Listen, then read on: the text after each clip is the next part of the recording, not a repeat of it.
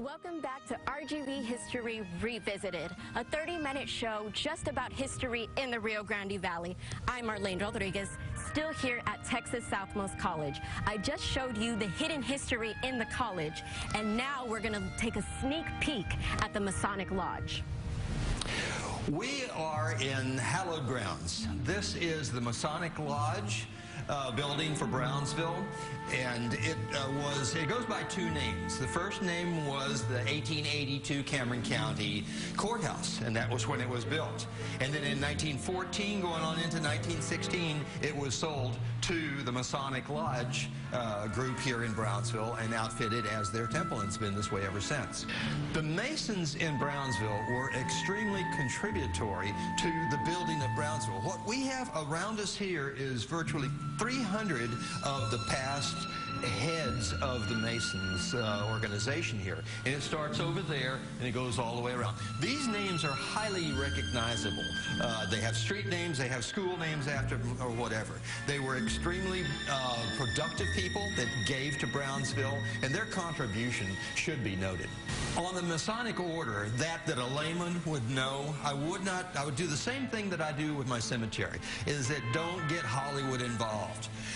The Masonic group is not a shadowy outfit or whatever that people make it up to be. They, as I say here, my family knew a lot of these people. They are sound, productive people in our society, and they have a club and an institution just like so many more that are in our society presently. If you went around this room, you're going to hit upon names that are going, oh, I recognize that one, I recognize that. Let's start over here. The first one that we have on that wall right there behind that flag is Judge Stephen Powers. He was a diplomatic attaché from President Martin Van Buren before he came here, and then he had an illustrious career as a judge, as an attorney. Then the second one over there is Hiram Chamberlain. His daughter married Captain Richard King from the King Ranch. So it goes on and on and on. You have the Kowalskis, you have Dr. Thorne, you have the Cowans, you have the Neals. There again, these are names that are significant in the development of Brownsville's history. The architecture that we have in this building is Second Renaissance Revival period. It was the mode at the time of the late 1800s, 1880, into the turn of the century. And the embellishments are inside, as you can see, are rather dramatic because this was the courtroom back in the days that it was a courthouse.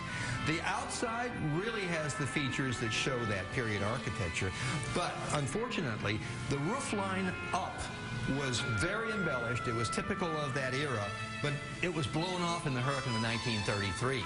So what you have nowadays is a flat roof, and everything else is, of course, original. What would be original in this building is, as I say, the outside is virtually untouched. The cupola is gone, of course, but the inside would have looked very similar to this without the seating around. If you can imagine an old courthouse with the rows facing this way and the judges stand in front of us here. So all that you have that is structural to this building is original as it was when it was built in 1882. Even the outside rooms and everything as you come in the stairway has been virtually untouched from 1882 to present. We are so fortunate that this building survived, and it's continuing to be utilized and survive, that it is an example of the architecture and the industriousness of what went on back in the late 1800s in Brownsville.